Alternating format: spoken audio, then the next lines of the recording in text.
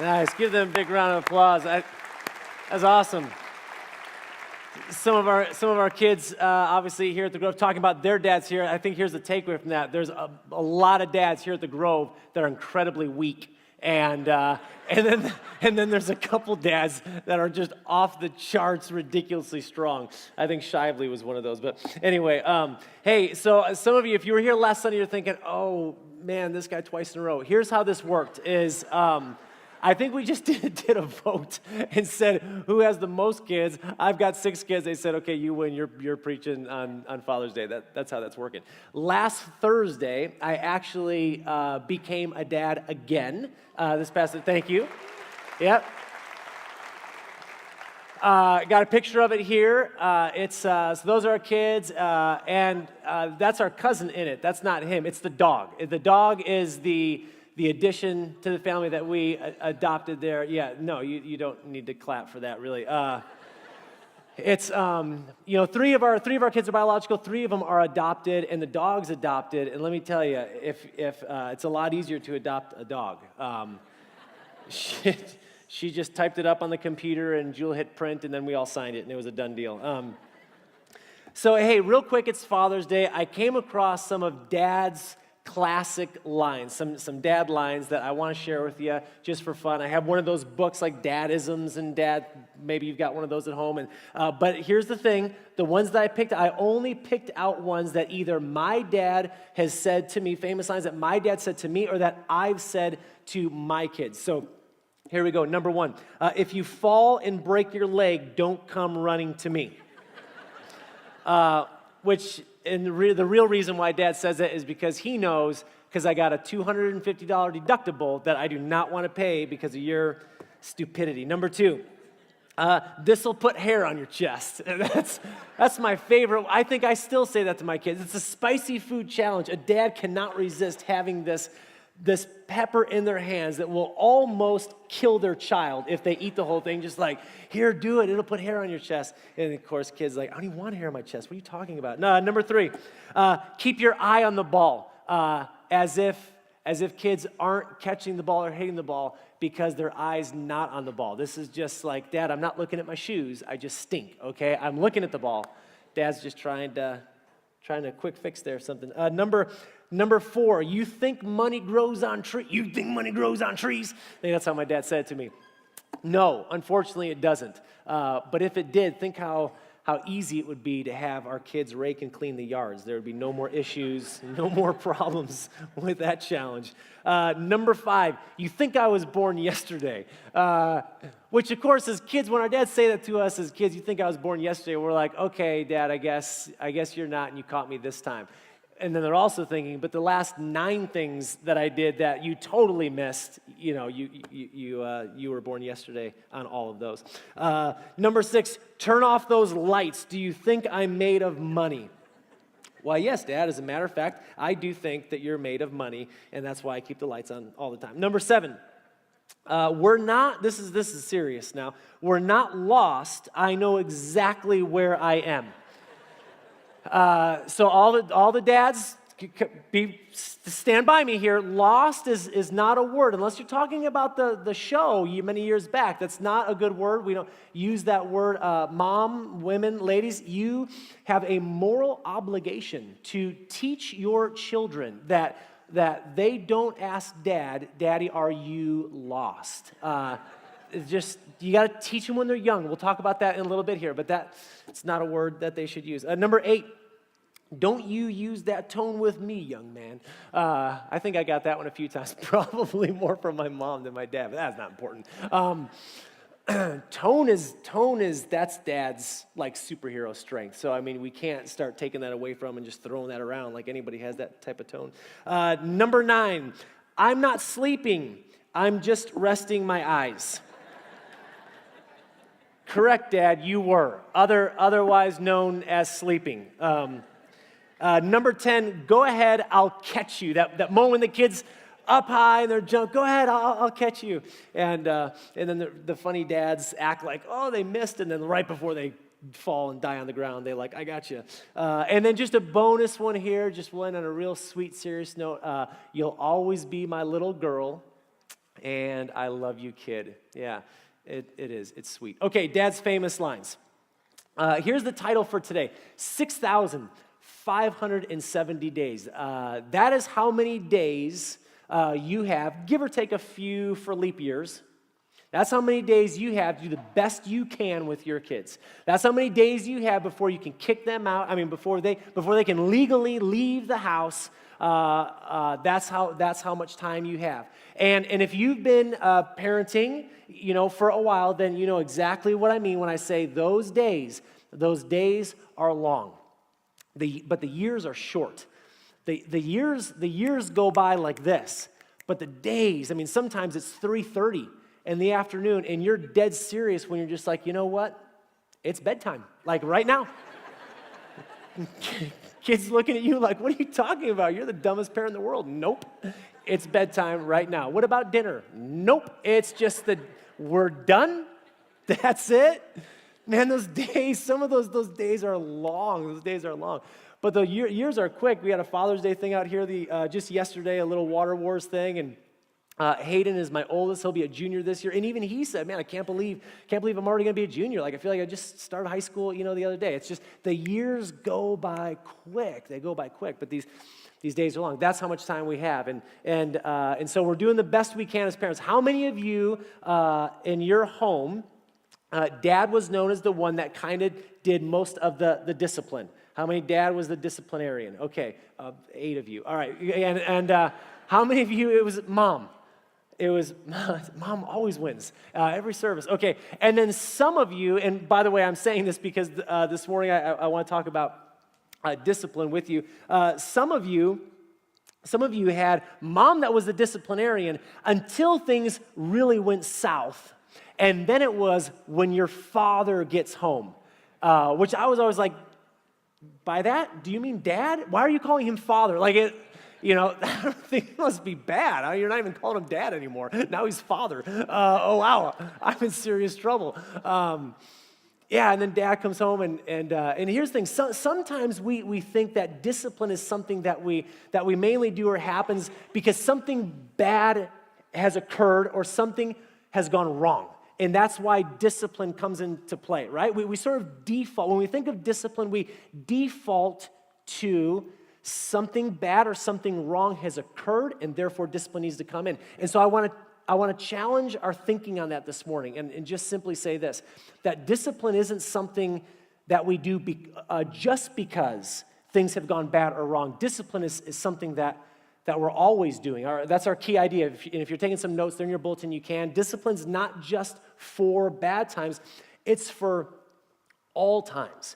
It's for all times. And I want us to kind of look at discipline and see what it is and how it works and why it's something that's not just for when something wrong happens, but it's for all times. And some of you here, no doubt, you're not parents and you don't have kids and you're kind of thinking, okay, this is cool and I get it, it's Father's Day and it all makes sense, but I'm not really in that zone right now as a person. But here's the thing, God disciplines all of us as well, right? We are His children, He disciplines us. And so everything that we're going to look at today about discipline and what it is or what it isn't or how it works and why it happens and all that, all of it doesn't just apply to us as parents to our kid, it all applies to how God disciplines us. And so I really think that we can all benefit from this and gain some stuff from this. So Hebrews 12 is going to be our main passage that we're going to be in this morning. A few other verses in Proverbs we'll look at, but Hebrews 12 if you want to start turning there. But before I read anything there, let me set the stage up real quick, because as the writer of Hebrews is writing to the early Christians at this time, he's not writing to them because they had done a bunch of bad, wrong things. That's not his main intention at the time. He's writing to them because some wrong things had been done to them. As we'll read it in a second, you'll see us read that he says, hey, Jesus has a struggle with sinners, or some people that were against him, ultimately put him to a cross, and he shed his blood on a cross for us. You guys too, you first century Christians, you too are struggling with sin. Can be some personal sin, but it's also their struggle against sinful people who are against them as well, just like Jesus had sinners against him. And some of the things that happened, some of the wrongs that they did to these first century Christians. I mean, some of them were put in prison because of their faith. Some of them had their property, their possessions taken and seized from them because they had chosen to follow this person, Jesus. Others of them had been ostracized or outcast because they had chosen to become a Christian. So it wasn't an easy time for first century Christians.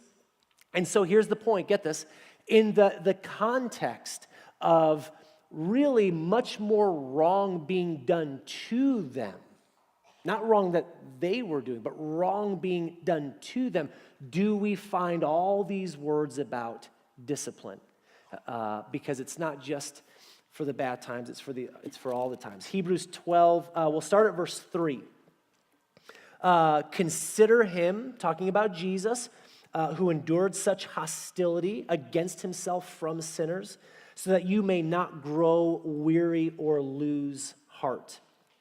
In your struggle against sin, you've not yet resisted to the point of shedding your blood. Of course, looking at the example of Jesus, our example. Verse 5.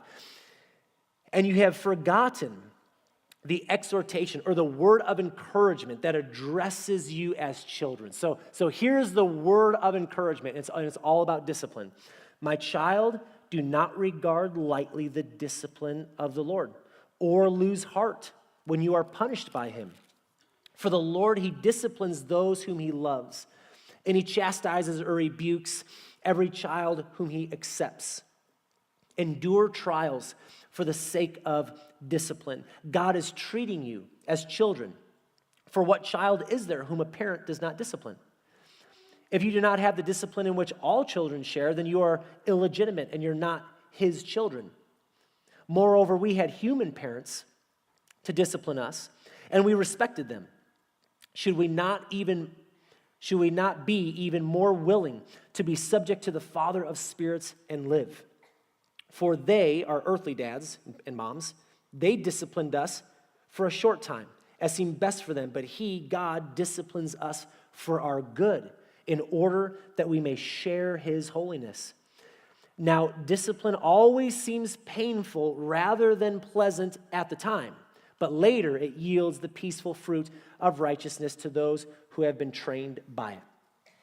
So here's the first thing I want to say about discipline. It's why it's for all times. Discipline is both positive and negative.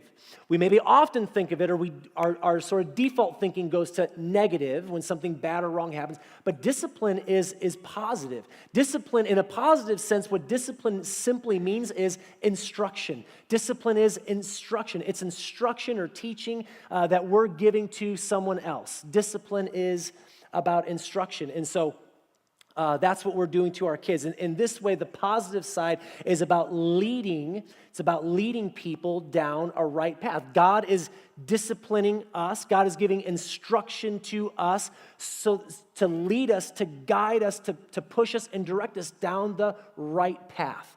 The path that he wants us to live, the path of following Jesus. When we as parents, when we discipline our kids in a positive way, it's intended to be about leading them, guiding them down a positive path. And that's what instruction does. Look at Proverbs 19:18 up on the screen with me. Discipline your children while there is hope. Or you could say, when you discipline your children, there is hope in that. It's a good, positive thing. Do not set your heart on their destructions. In Ephesians 6:4, it says, hey, fathers, don't provoke your children to anger, but bring them up in the discipline and the instruction of the Lord. Discipline can be positive to instruct us and to guide us on that right path. So I have Cox cable, and I'm kind of working through that and stuff, dealing with that. But Cox is switching from analog to digital, and so maybe you got the thing in the mail too about you got to get this device if you don't have a box on your TV so that you can keep watching. And so I ordered that the other day. It came in the mail, and and I set it up myself. I took the box, and super easy, a couple cables plugged in, not a big deal. But then it had a remote in there. And in the remote, there was some instructions of how to have the remote sync with my TV, and the box, the whole thing. And so I press the setup button for a few seconds, and then I wait for the power button to blink twice, and then I let go, and then I press the power button, and then it blinks once, and it stays lit. And then I have 10 seconds to press the button on the remote that corresponds with a TV that I have. Now, all this was in the little instruction booklet that I gave, and I did it all, and guess what? At the end, it all worked. I couldn't believe it. I mean, I was as surprised as you are. Yeah, I know. I was shocked. I was like, are you kidding me right now? It actually works. It totally synced up. The instructions that they gave, it was all intended to guide me down this path of installing this thing and setting it all up, and it all worked great. And this is what instructions, this is what they do and why they're good. And it's why parenting is often so hard, because kids, they don't come with instructions. Right? They don't come with any instructions, like zero. I remember Hayden, I mentioned, is my oldest one. I remember when Jewel and I were at the hospital, and we had him, and we were there for maybe a couple days after he was born. Everything, there wasn't problems or complications, and now it's time to leave, and they walk us out to the car, and we get in the car, and they help buckle him into his car seat, which was good because, and they closed the door, and Jewel and I just looked at each other like, are they seriously letting us leave with him? I mean, I get that he's our kid, but we don't have a clue what we're doing. And when we've been here for the last couple days, you guys, you've done everything for us. Like, you're really letting us just go right now, and you think we don't have any idea what we're doing. But we took him home, and we just sort of, figured it out a day at a time. I mean, Its instructions help guide us down this right path. This positive side of discipline, it's often intended it prepares us for what's coming, right? It prepares us. This is why another reason why God is always disciplining you and me, because God is, these instructions, He's preparing us for for not just what we need today, but for what lies ahead, for what's right around the corner that we can't see. That we don't know about.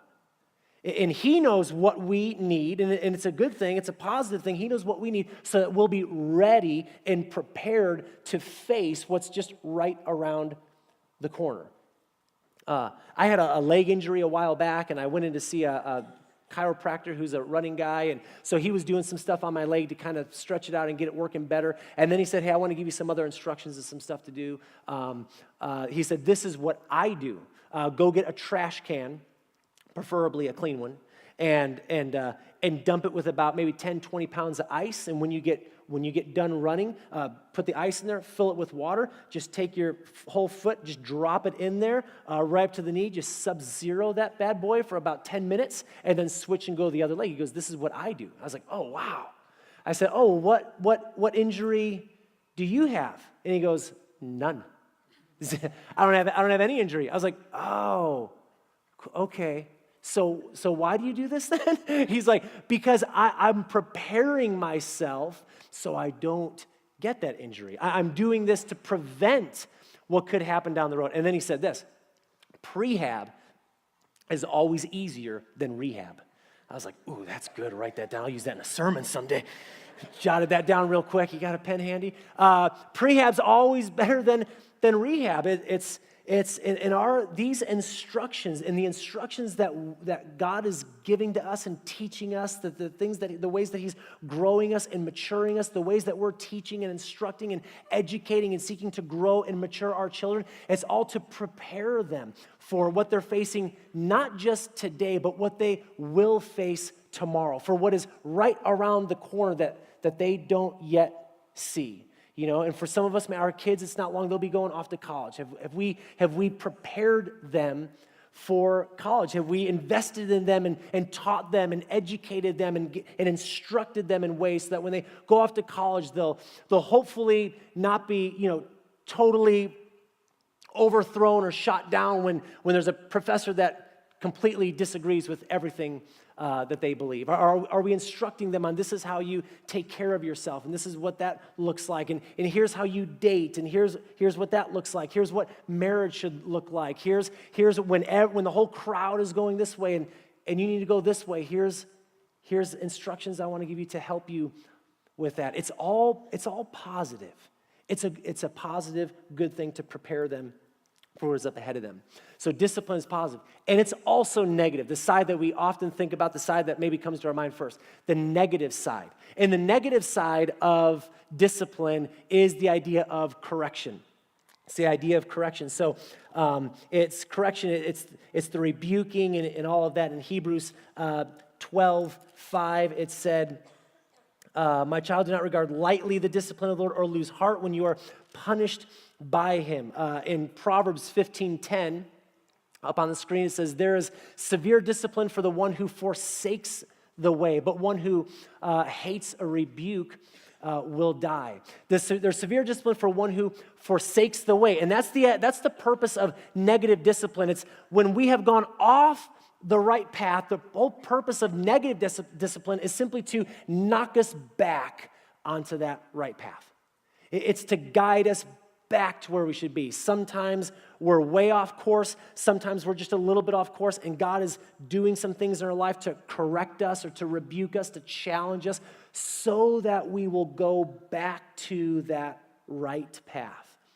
The negative discipline that we give to our children should be for the purpose of helping guide them or maybe even knock them back to that right path. I grew up outside Chicago, and I went to a Christian elementary school. And I'll tell you, I don't know how this was legal at the time. But I'd be in class, and maybe something went a little bit wrong, and the teacher said, off to the principal's office you go. And so I'd go down to the principal's office, and then depending on what it was, he would open up his drawer and take out, I kid you not, stinking Chinese torture chamber devices. And one of them, it was just this paddle. The thing was an inch thick. And I don't know if he drilled the holes in it or if it came that way. Did he buy this thing? Does Amazon sell this? And it was just, assume the position. And you just like grab the desk. I'm like, I'm not kidding you. I don't know how the guy should be in prison. And you assume, and then he just takes that paddle and just cracks, just crack. And then you walk back to class and you hope the teacher's okay with you just standing in the back for the rest of the time and not having to sit back down, in your seat. And it was a horrible thing. And look, I'm not going to tell you how to correct or how to punish or what consequences or whatever to give to your children. I'm not going to stand up here and say, hey, no matter what, spank them until they're 3 and then stop there and everything will be fine. Or whatever you do, don't ever spank them. Or don't spank them at all until they're 13. And then you need to start. It's very important. If you miss that step at 13, they will go south. Okay, I'm leaning toward that. If you're wondering my view, no, I'm just kidding. I'm just messing with you. No, look, I'm not going to say any of that. But on a serious note, though, I will say this, though. We do need to be careful when we think about this negative side of discipline, of what this correction and what this punishment or what these consequences would look like, because our punishment should never be to shame our children or to judge them or to condemn them or to give them these guilt trips or to reject them or to isolate them. It's very important that whatever correction we give to them, it never has any of that. Listen, Jesus took on all of the guilt that you and I deserve. Jesus took on all the shame that you and I and our children deserve, all the condemnation that we deserve, all the weight of sin that we deserve, and he went to a cross, and he bled and died for all of that. And his spirit was literally crushed when he did that. And if we correct kids in ways where those types of things are coming out of us and happening, then there's a good chance that we'll be crushing their spirits. And we don't ever want our the negative side of discipline to bring about a crushed spirit. That's definitely not good or healthy or right. Here's how God disciplines us. It's always for our good. It's always for our good. It's not to reject us and to condemn us and to have us. It's always for our good. Look back at verse 10. Maybe you heard it the first time. I'll read it again. Hebrews 12:10. For they, our earthly parents, they discipline us for a short time as seemed best to them, but he disciplines us for our good. Always disciplines us for our good. So here's a question for us today. Is the way in which you are disciplining your children, whether it's positive or negative, is the goal of that discipline, is it for their good? Always. Is it always for their good? The discipline that God is doing in your life right now, whether it's positive or negative, the discipline that he's doing, that's happening, that's taking place, it's always happening, do you believe that it is solely intended for your good? For your good. That you would share in his holiness, that you would stay on that right path, following him, living for him, serving him, pleasing him. How does God do this? How does God do this? How does he always discipline us for our good? Other than the fact that, of course, he's God and we could just chalk it up to that. But aside from that, how does God do that? There's one thing that I want to give you. There's one key to discipline that I want to make sure we hear today. And the key is this. It's love. It's love. God always and only disciplines with love. The key to discipline is love. Listen, discipline with love equals for our good. Discipline without love can be very damaging. In Hebrews 12:6, it said the Lord disciplines those whom he loves. In Proverbs 13:24, do we have that one up there? Proverbs 13:24. Those who spare the rod, they hate their children. Those who love them are diligent to discipline them. So I came across these 4 parenting styles in toxic childhood, and I wanted to share them with you today. It's 4 different ways of parenting. You can kind of see maybe where you fall on this grid or what combination. But all of these, go ahead and put the graph up there. All of these, it's warm and not warm, firm and not firm. But I want you to think of the words that we're talking about today: discipline and love. So when you see warm, think love; not warm, no love; firm, discipline; not firm, no discipline. So we'll start at the top right. The parent that is loving but doesn't have discipline, they're indulgent.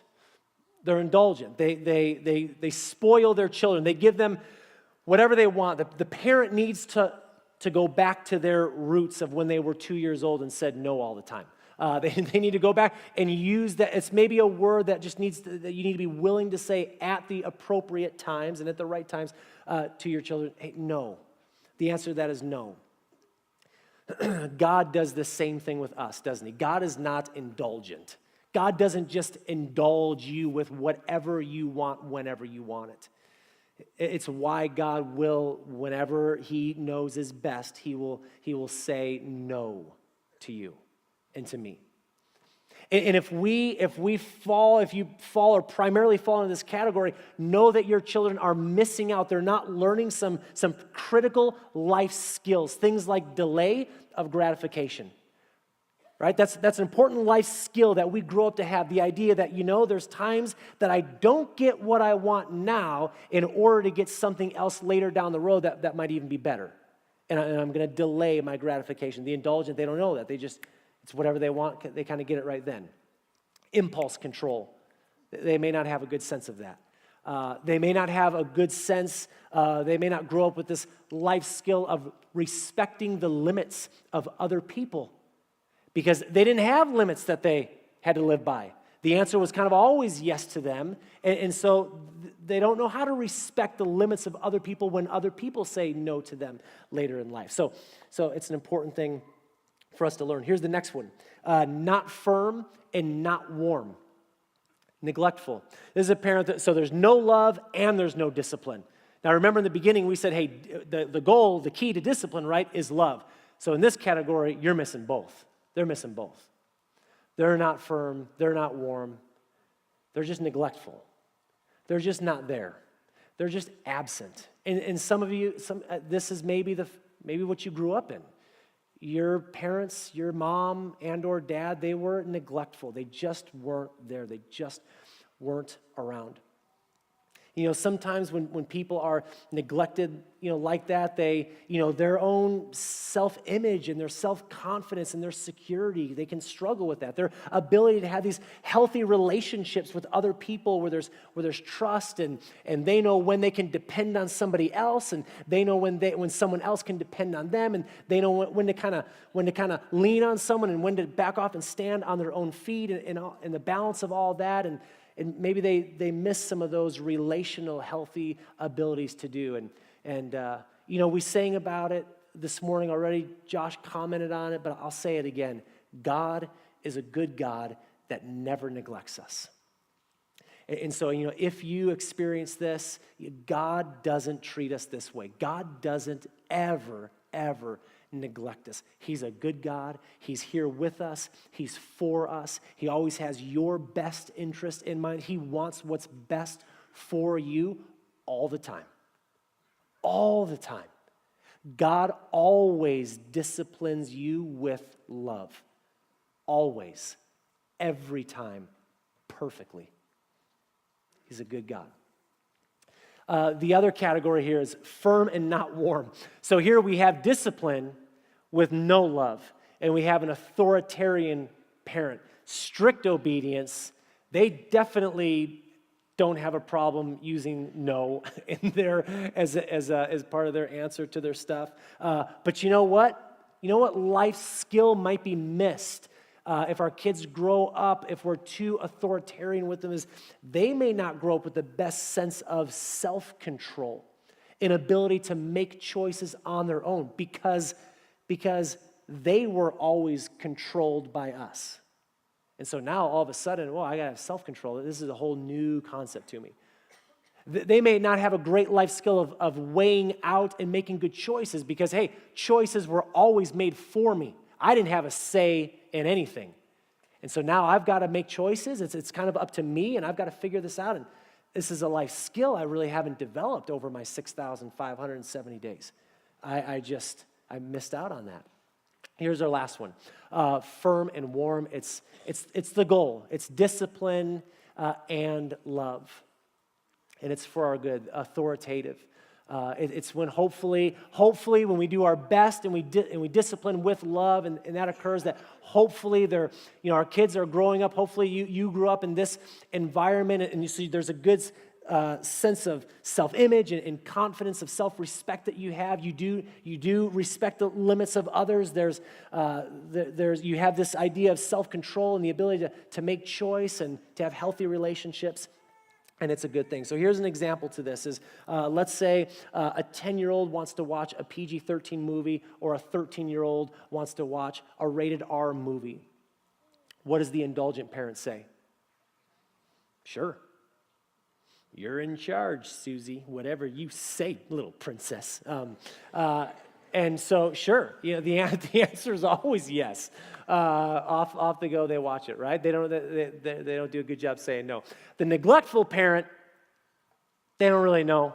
They don't really care, right? They're just kind of walking in the room, and the credits are going up, and the movie's over, the whole thing's done. Whatever, it doesn't really matter. The authoritarian parent is saying, no, not a chance. And when the child sort of starts to say anything, it's just no. The answer is, and there's nothing to talk about. There's nothing to sort of listen to or take into consideration. Just no. And the authoritative parent listens. Maybe says, why do you want to watch that? Maybe at the end of it still says no. Maybe the answer is no. Maybe the answer is yes. But maybe the answer is still no. But then even at that, they may say, okay, can we talk about, let's talk about something else or something maybe different that you could see. And you kind of help them process and work through making a different choice. or decision on that. Here's the last thing that I want to say this morning about discipline, and I'm saying this as much for me as I am to any of you. I think it's a super key thing to end on today. The benefit of discipline. The benefit is for another day. It's not for today. It's for another day. Look back real quick, Hebrews 12, verse 11. Do you remember this? Now discipline always seems painful rather than pleasant at the time, but later, but another day, it yields the peaceful fruit of righteousness to those who have been trained by it. Discipline is not just for today, it's for another day. Here's the thing. If you are weary of disciplining your children, don't quit. I've got 6 kids, I told you that, apparently a dog now too. Some of them really easy to discipline, whether it be positive or negative. Some of them really hard to discipline, whether it be positive or negative. And so this is much for me as any of you. It's if you're at a place where you're like, I'm tired of doing this, don't quit. Don't quit, because the benefit of it is for another day. If you're tired of seeing your kids make the same mistakes over and over and over, if they are not learning the lessons that you've been trying to help them learn way back here, and they're continuing to make the same mistake, they're continuing to miss the lessons, and they're not learning, they're not getting them, keep at it. Keep at it. Because the benefit of what you are doing is for another day. Maybe it's for next year. Maybe that's when the benefit comes. Maybe it's for 5 years. Maybe it's when they're in their 20s that the benefit of this discipline shows up. So don't quit.